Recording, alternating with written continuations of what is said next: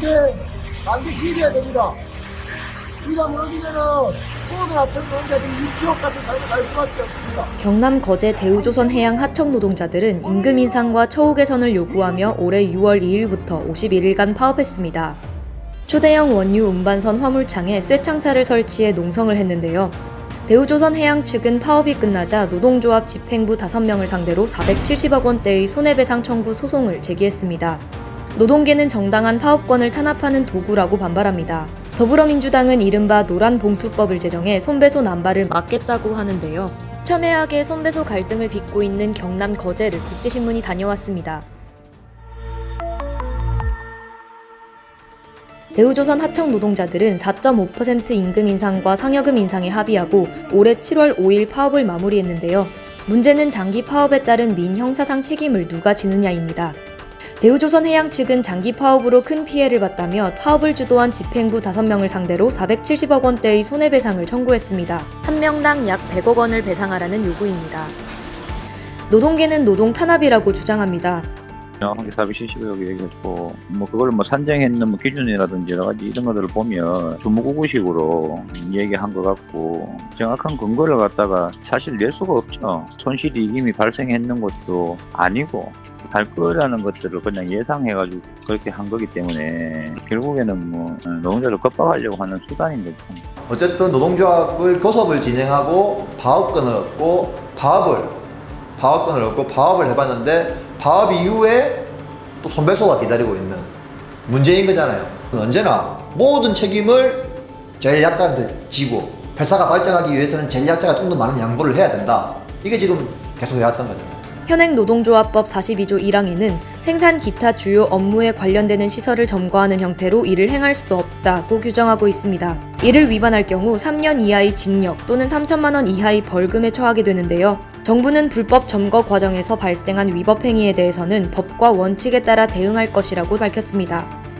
반면 시민단체는 손해배상 청구와 가압류 신청을 노동조합과 노동 3권에 대한 침해로 규정합니다. 지금 대우조선해양 같은 경우는 사실 하청업체 노동자들의 열악한 처우에 기반한 것이잖아요.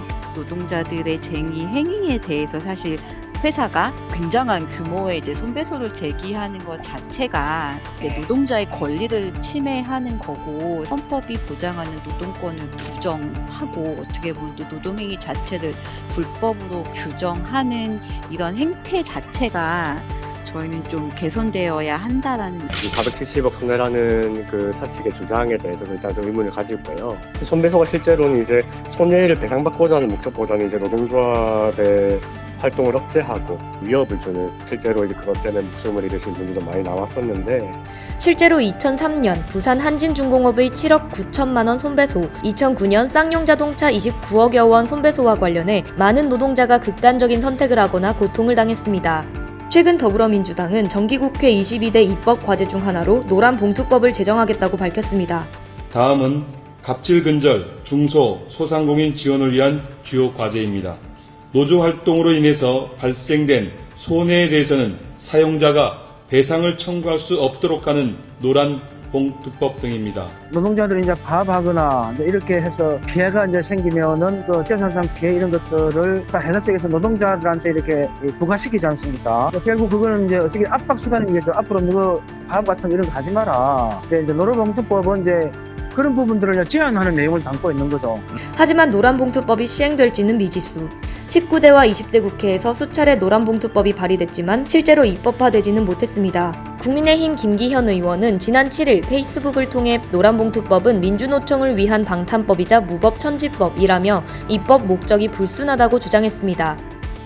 윤 대통령도 지난달 17일 취임 100일 기자회견에서 노사 갈등에 대한 법과 원칙을 준수해야 한다고 강조했습니다.